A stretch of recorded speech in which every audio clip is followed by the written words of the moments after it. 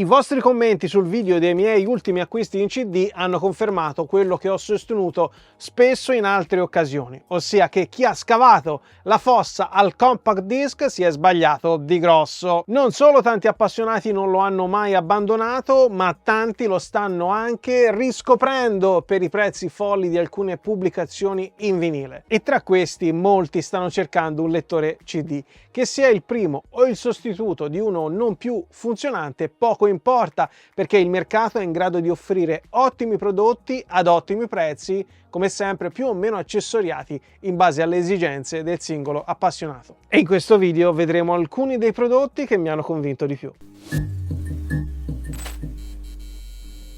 I dati forniti da FIMI, ossia la Federazione dell'Industria Musicale Italiana, ci dicono che nel primo semestre del 2023 c'è stato un incremento nella vendita del supporto fisico del 9% rispetto al primo semestre del 2022. Va precisato che per supporto fisico si intende la somma di vinile più CD.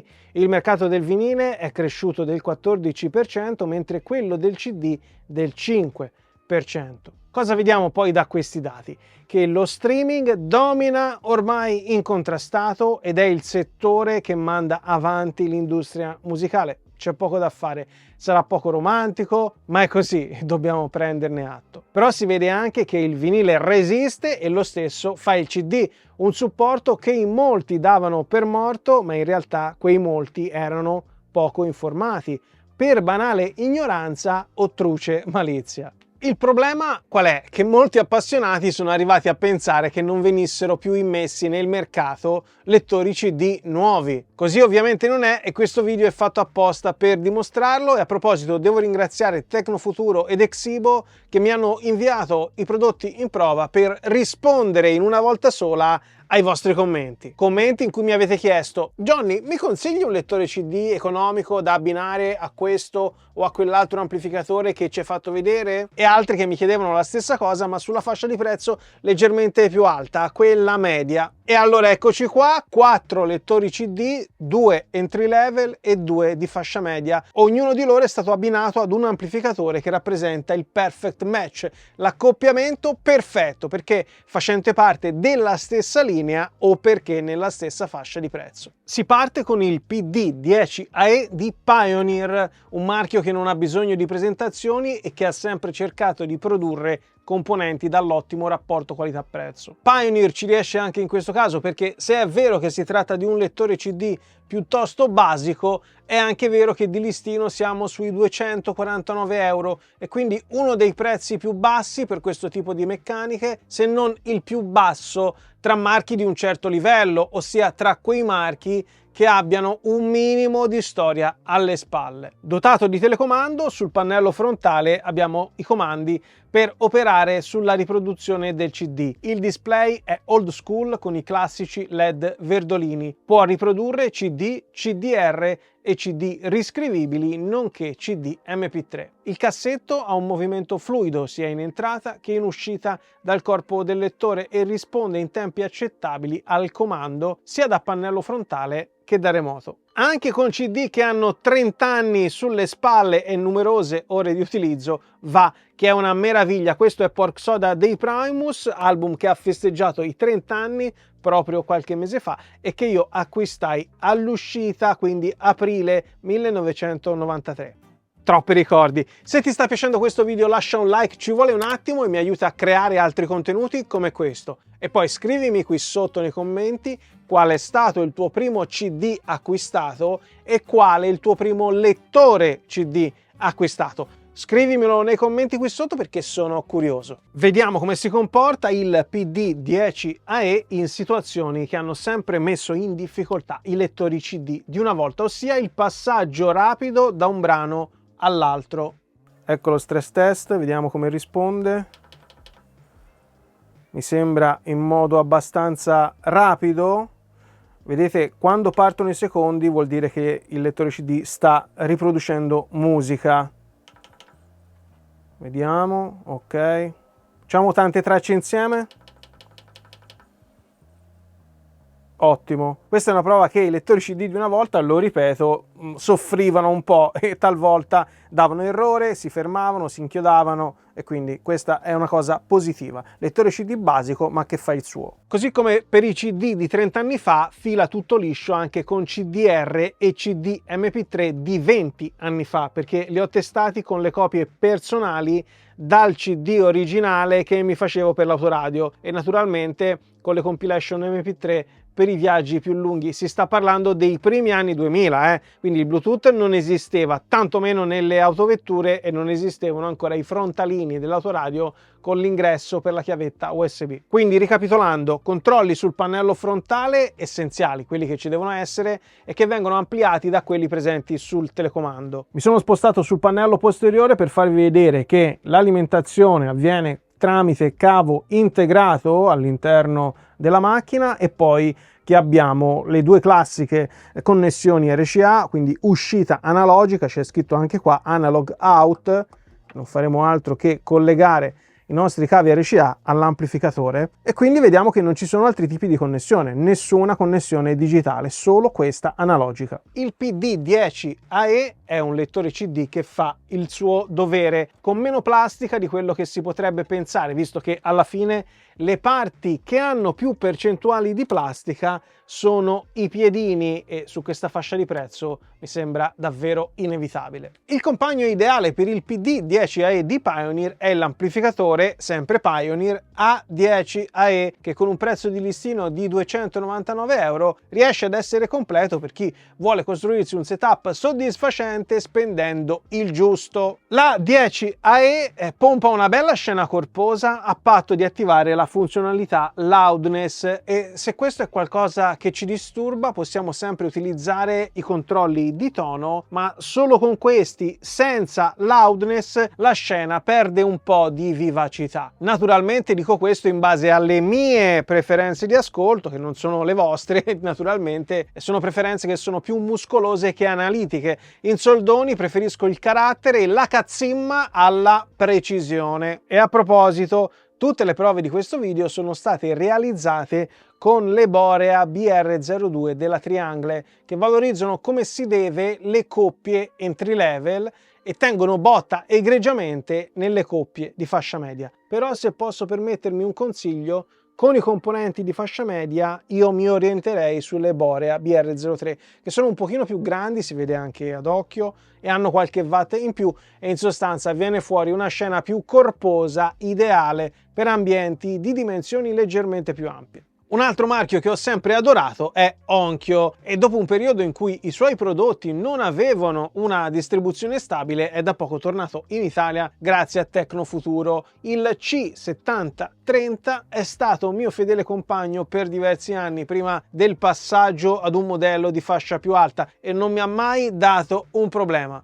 Non è stato solo il mio compagno fedele, ma anche il partner dell'amplificatore A9010, sempre di Onkyo, che ha vinto diversi premi come miglior rapporto qualità-prezzo e che purtroppo oggi è fuori produzione, ma è sempre nel mio cuore per tutta la musica che mi ha fatto ascoltare. Come vi ho anticipato, arriverà un video in cui vi racconto quali sono stati i miei componenti hi-fi nel corso degli anni, ma adesso torniamo al C7030 per dirvi che anche lui, come il Pioneer che abbiamo visto poco fa, fa quello che deve fare senza piroette o fuochi d'artificio. È un lettore CD di sostanza dove alla tradizionale connessione analogica si aggiungono quelle digitali, ottica e coassiale. Queste due uscite servono a collegare il lettore CD a un qualsiasi apparecchio dotato di trigger da 12 volt per sincronizzare accensione e spegnimento con un unico comando. E infine vediamo che anche su questo lettore CD il cavo di alimentazione è integrato ed è all'interno della macchina ed è una caratteristica che rimane così per tutti i componenti entry level di questo video, quindi le due meccaniche e le due elettroniche. Sul pannello frontale abbiamo l'uscita cuffie da 6,35 mm con controllo volume dedicato ed oltre ai classici tasti per la gestione della riproduzione, qui possiamo impostare la ripetizione dei brani, una feature che sul Pioneer era disponibile solo mediante il telecomando. Per rimanere in casa Onkyo è possibile affiancargli il Synth amplificatore TX8220 che ha lo stesso prezzo di listino del C7030, ossia 399 euro. Se volete risparmiare qualcosina nell'accoppiamento con il CD di Onkyo, va benissimo l'amplificatore di Pioneer che abbiamo visto poco fa, che vi ricordo ha un prezzo di listino di 299 euro. Però va detto che l'Onkyo, oltre ad avere la radio analogica e digitale, ha anche connettività Bluetooth, predisposizione per subwoofer e per 2 coppie di diffusori, quindi è un apparecchio più versatile che potrete utilizzare con più soddisfazione anche in un setup misto audio-video. Per il resto i due modelli entry level sono molto simili e la cosa non deve sorprenderci, perché Onkyo e Pioneer fanno parte dello stesso grande gruppo Premium Audio Company. È una somiglianza che notiamo a primo impatto, così esteriormente, ma poi la osserviamo anche nei caratteri che sono presenti nei LED, insomma, del display. È una somiglianza anche nella velocità di estrazione del vassoio porta CD e ovviamente anche del ritorno in sede, ed è una somiglianza che abbiamo verificato nella velocità di lettura della lente. E infine una somiglianza anche nei formati supportati, visto che su questo C7030 possiamo riprodurre CD, CDR, CD riscrivibili e CD MP3.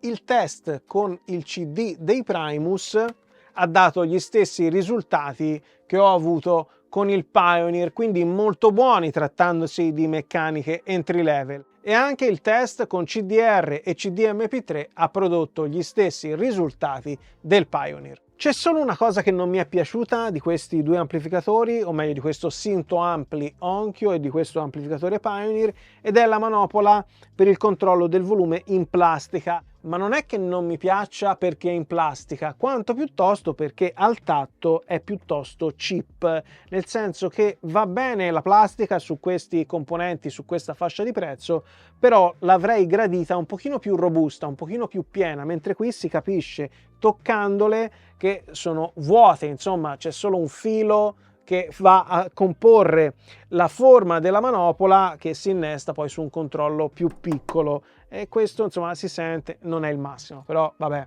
giusto per essere pignoli. Faccio il punto della situazione prima di passare alla componentistica di fascia media, dicendovi cosa? Che qui sul canale cerco di portare sempre dei prodotti che hanno un rapporto qualità-prezzo buono, molto buono, ottimo, e allora in questo caso voglio dirvi che se cercate il risparmio assoluto, se quella è la priorità, andate tranquilli con Pioneer. I componenti sono basici ma affidabili. Se cercate gli stessi valori ma non disdegnate una maggiore versatilità, allora meglio andare su Onkyo. Potreste anche valutare in base al budget che avete a disposizione se abbinare il lettore CD Pioneer al Synto amplificatore Onkyo e viceversa. Però queste sono considerazioni che vi invito a fare con il vostro negoziante hi-fi di fiducia, che saprà soddisfare le vostre esigenze e sciogliere ogni vostro dubbio. Sicuramente lo saprà fare meglio di me. Dai 399 euro di listino dell'Onkyo passiamo ai 699 dell'Audiolab 7000 CDT, 300 euro di differenza che nel passaggio da fascia entry level a fascia media si fanno certamente sentire per il nostro portafogli, ma in realtà è una differenza che va a favore di noi consumatori. In che senso? Nel senso che certo ci viene richiesto un investimento più importante, però non c'è paragone con i lettori CD visti fino ad ora, nella solidità complessiva della macchina, nell'estetica, nel feeling al tatto ed anche nelle funzionalità. Partiamo dal pannello frontale. Intanto vediamo che il vassoio per il lettore CD è più discreto nella dimensione e nell'estetica rispetto a quelli visti su Pioneer ed Onkyo. Per quanto riguarda la velocità di estrazione del vassoio porta CD, è leggermente più rapida e anche un pochino più silenziosa rispetto a quella degli altri due, così come è più rapida la velocità di lettura da parte della sezione ottica. Test Primus superato in scioltezza, così come in scioltezza sono stati superati i test sui CDR più datati. I CD riproducibili sono il classico compact disc, CDR e CD riscrivibili, non CD MP3, visto che MP3 ed altri file digitali vengono riprodotti mediante l'ingresso USB che tra poco vediamo meglio perché è sul retro. Per quanto riguarda il display siamo in un altro mondo, non tanto per le informazioni sul CD che stiamo riproducendo, che alla fine sono quelle relative al numero di brano e alla sua durata, quanto piuttosto siamo in un altro mondo per la gradevolezza d'insieme. Guardate questi due display, quello dell'Onkyo e quello dell'Audiolab ravvicinati, direi che parlano da soli. Tramite i controlli presenti sul pannello frontale possiamo modificare alcune impostazioni come lingua, attivazione e luminosità del display e altri dettagli minori su cui possiamo sorvolare tranquillamente. Sul pannello posteriore vediamo l'ingresso per il cavo di alimentazione, quindi non è integrato e questo è sempre un bene, switch di accensione e spegnimento, e proseguendo verso destra vi faccio vedere che qui per adesso questo è il primo lettore CD ad avere anche un ingresso USB a cui possiamo collegare una chiavetta o un hard disk esterno per riprodurre musica in formato MP3, VMA, AAC e WAV. E sempre da questo ingresso USB possiamo aggiornare il firmware della macchina, naturalmente previo download dal sito di Audiolab. Queste due uscite da 3,5 mm servono a collegare questo CD all'amplificatore che vedremo a breve o a qualsiasi altro componente dotato di trigger 12 volt per automatizzare in sincrono sui due apparecchi accensione e spegnimento. E qui le due connessioni digitale ottica e coassiale, sono due uscite, c'è anche scritto, quindi queste le colleghiamo all'ingresso dell'amplificatore che però deve essere dotato dell'ingresso ottico e coassiale, quindi si tratta di connessioni digitale. Come vedete non c'è nessuna connessione di tipo analogico. Questa è una scelta che in assoluto non mi rende entusiasta, però bisogna anche constatare che altri marchi stanno prendendo questa strada abbandonando l'analogico completamente. Aggiungo che Audiolab garantisce per il suo 7000 CDT una riduzione negli errori di lettura del disco e di conseguenza una migliore lettura di CD tenuti male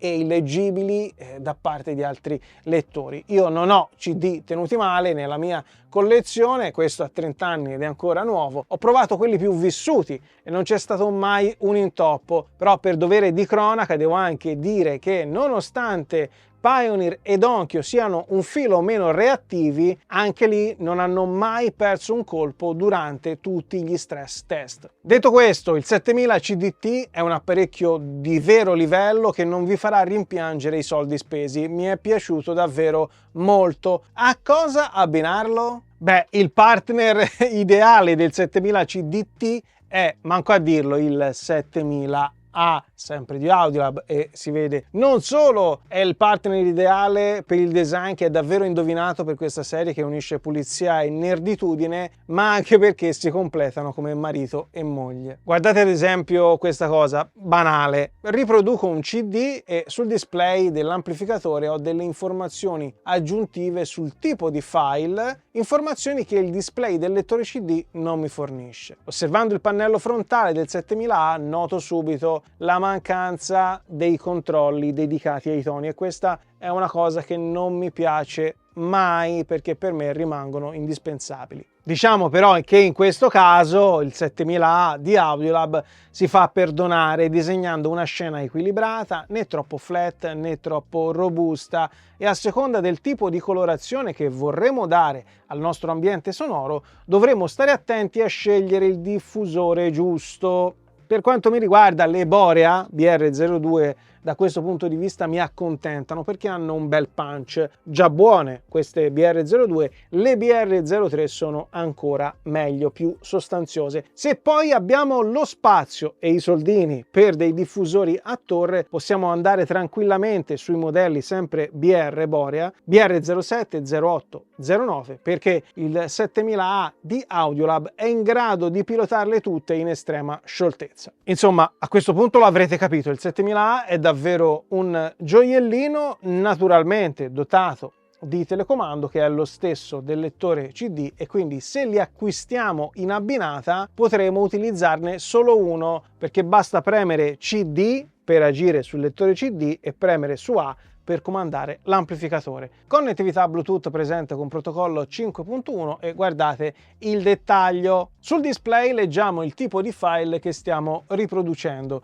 Io sto streamando da Apple Music e difatti AAC è lo standard utilizzato da Apple per i file a risoluzione standard. Sul pannello posteriore ci sono i connettori per cavi di potenza placcati in oro, così come sono placcati in oro tutti i connettori, sia quelli per connessioni digitali, ove possibile naturalmente, sia quelli per connessioni analogiche. Ci sarebbero tanti altri dettagli da approfondire su questa bella macchina, però si rischia di andare troppo lunghi perché devo ancora farvi vedere un lettore CD. Chiudo con il prezzo del 7000A, che è la parte che piace sempre meno, soprattutto se siete orientati sulla fascia entry level. 1.399 euro. Il rapporto qualità-prezzo rimane comunque nel complesso molto buono. Versatilità, solidità, eleganza. In una stanza d'ascolto con un look minimal, non certo questa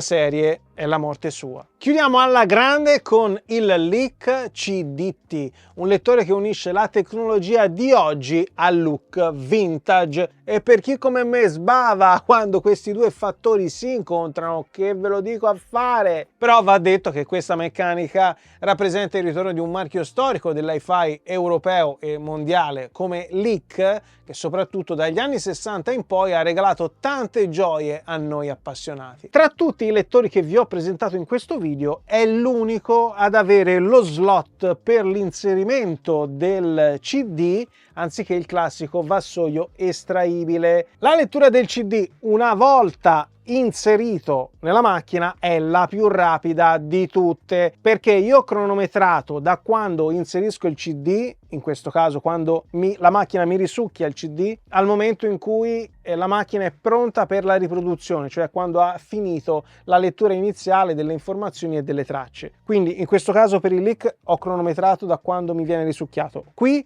dal momento in cui io do il comando sul pannello frontale o con il telecomando di inserimento del vassoio, inizia la lettura del CD e così via. Ok, Audiolab ci mette circa 9 secondi a essere pronto. Leak ci mette 6 secondi. Pioneer ed Onkyo impiegano circa 10-11 secondi, tra i 10 e gli 11 secondi. Questo a prescindere dal CD che inserisco, nel senso che io ho ottenuto gli stessi identici risultati nel caso di CD vecchi di 30 anni come nel caso di CD che hanno un anno sulle spalle, perché questo è Thriller nel quarantennale del 2022, quindi ecco, meglio di così. A proposito di test, lo stress test effettuato con il CD dei Primus sui vari controlli di riproduzione è stato effettuato in scioltezza dal Leak. E a proposito, visto che ci siamo, quali sono i formati riproducibili? Il classico compact disc, CDR e CD riscrivibili, non CD MP3, visto che MP3 ed altri file digitali vengono riprodotti mediante l'ingresso USB che è qui frontale. Ecco, a proposito, il Leak CDT è l'unico di questi lettori ad avere l'ingresso USB frontale e, se proprio devo dirla tutta, messo qui non mi fa impazzire, infatti io lo tappo con l'insertino, eccolo qua. A parte il mio gusto estetico, come sull'Audiolab 7000 CDT, i file supportati sulla nostra chiavetta o hard disk USB sono MP3, VMA, AAC e WAV. Il display è più simile a quello dei prodotti entry level che all'Audiolab. Naturalmente si vede che la qualità dei LED qui è più alta e anche la qualità del display è più alta, però ci sono sempre i classici LED azzurrini. Su una macchina del genere, per tornare al discorso del look, non sono anacronistici, ma non sono neanche il top. Sul pannello frontale, oltre ai classici controlli della riproduzione, non abbiamo tasti per la ripetizione o la programmazione dei brani, che sono presenti invece questi controlli sul telecomando, e come vedete è pressoché identico a quello di Audiolab. E questa cosa come ce la spieghiamo? In modo molto semplice: Leak ed Audiolab sono due marchi di IAG, la International Audio Group. Sul retro, connessioni digitali, una coassiale ed una ottica, nessun nessuna uscita analogica e queste due uscite da 3,5 mm per collegare il CDT ad un altro apparecchio dotato di trigger da 12 volt e quindi automatizzare in sincrono accensione e spegnimento. Come prima abbiamo segnalato i cavi di alimentazione integrati in ogni componente, qui segnaliamo che tutti i componenti della fascia media, grazie a Dio, hanno alimentazione tramite cavo removibile. Questo è sempre un bene. A cosa abbinare il Leek CDT? Ovviamente allo stereo 130 che vedete in foto e che riprende l'estetica dello storico stereo 30, uno dei cavalli di battaglia del marchio e che negli anni 60 rappresentò il primo amplificatore integrato a transistor prodotto in Europa dopo anni di dominio delle valvole. Oppure lo colleghiamo allo stereo 230 che abbiamo qui, bello gustoso che me lo tocco tutto, che ha una potenza maggiore, più muscoli, da qui il nome 230 sono i watt, e ha una connessione digitale in più per sfruttarlo anche in ambito audio-video in più rispetto allo stereo 130. E come sempre cambia anche il prezzo. Per le versioni con chassis in legno si parla di 1.099 euro per lo stereo 130 e 1.599 per lo stereo 230, questo qui. Leek CDT, sempre chassis in legno, a un prezzo di listino di 829 euro. Per i due Leek si risparmia dai 100 ai 200 euro se optiamo per le versioni in colorazione silver, ma per me Leek è quello con il legno intorno, senza starci neanche a pensare un secondo. Concludo la parentesi sui prezzi dicendo che in questo video per tutti i componenti vi ho sempre fornito il prezzo di listino, che è quasi sempre diverso dallo street price, ossia il prezzo che troviamo nei negozi fisici ed online, e di solito lo street price è sempre più basso rispetto al listino. Il pannello frontale dello stereo 230 mi offre una vista che personalmente mi fa godere, delle belle manopole per la selezione della sorgente che fanno questi micro scatti libidinosi e poi una bella manopola che mi dà una bella resistenza per il controllo del volume. Quelle manopole fatte come si deve, come si facevano una volta. Lo stesso form factor di queste manopole, però in dimensioni più contenute, è per il controllo dei toni e per il bilanciamento destra-sinistra. Questo tasto Direct serve a bypassare i valori dei toni che abbiamo impostato a nostro piacimento. È carino da usare le prime volte che ci spippoliamo per sentire che differenza c'è tra la scena sonora che piace a noi e quella di default con i toni disattivati. E poi, ultima cosa da far notare, vabbè, il sensore per infrarossi del telecomando. Qui c'è un'uscita cuffia da 6,35 mm. Il pannello posteriore, come per Audiolab, è un florilegio di connessioni e di placcature in oro, ma lo preferisco all'Audiolab perché a primo impatto noto una distinzione più netta tra connessioni analogiche e digitali. Oh, guardate che spettacolo uno sopra l'altro, guardate che colpo d'occhio. Devo però dirvi una cosa, anche se esteticamente guardate che spettacolo, io non consiglio di mettere un componente sopra l'altro. Meglio evitare questa disposizione, utilizzare un mobile hi-fi dedicato anche per un semplice motivo. Ve lo faccio vedere subito. Questo è il pannello superiore dell'amplificatore stereo 230 di Leek. Guardate, riconoscete questo simbolo? Caution Hot Surfaces, cioè superfici calde. E io non metterei mai un altro componente hi-fi, che sia una meccanica o un cioè quello che vi pare, sopra un apparecchio del genere che presenta questa icona. Poi ci sono le grate di areazione apposta. Questo deve stare all'aria aperta, non ci deve essere niente sopra per evitare che si surriscaldi troppo e che il calore che esce da qui poi vada a danneggiare ovviamente dopo molto tempo anche il componente che sta subito sopra. Quindi l'impatto è bellissimo, quello che abbiamo visto prima, ma ve lo sconsiglio caldamente, non va fatto. Anche qui ci sarebbero altre features da elencare, da spiegare, però si andrebbe ancora più lunghi di quanto già non siamo, e invece è arrivato il momento di tirare le conclusioni. Che spettacolo stare in mezzo a questo ben di Dio. Dunque, ricapitolando, 4 meccaniche di qualità, tenendo conto naturalmente della diversa fascia di prezzo a cui appartengono, 4 lettori CD con cui partire o ripartire ad ascoltare musica in compact disc. Tutti questi lettori possono fungere da sorgente principale del nostro impianto o come una delle sorgenti, perché la loro presenza non esclude un giradischi o uno streamer di rete, perché tutti gli amplificatori che abbiamo visto hanno lo stadio fono per testine MM. Se dovessi iniziare oggi a costruirmi un impiantino da zero, cosa sceglierei tra i componenti entry level, partendo dal presupposto che si casca in piedi qualsiasi scelta facciamo e che sono tutti ottimi prodotti nel rapporto qualità-prezzo. Se devo risparmiare ad ogni costo, scelgo la coppia Pioneer, una meccanica ed una elettronica basiche, però che sanno regalare grandi soddisfazioni. Se posso spendere qualcosina in più, allora metto nel carrello il lettore CD di Onkyo, che mi offre più varietà nelle connessioni tra analogico e digitale. Lo accoppierei all'amplificatore di Pioneer, perché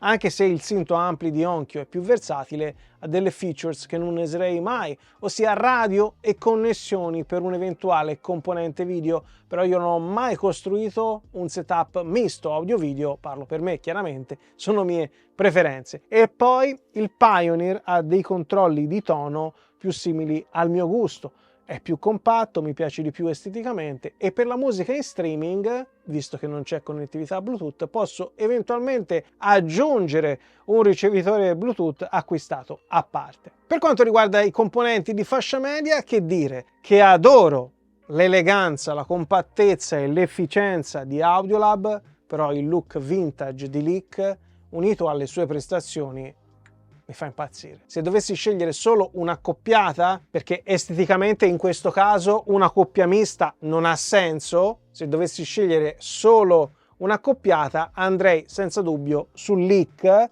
consapevole del fatto che sto rinunciando ad un altro setup bomba. Se però dovessi risparmiare a tutti i costi, vado tranquillo sulla coppia Audiolab e sto senza pensieri. E voi cosa scegliereste? Fatemelo sapere nei commenti qui sotto. A presto e buoni ascolti. CD, vinile, quello che vi pare. La musica è la risposta.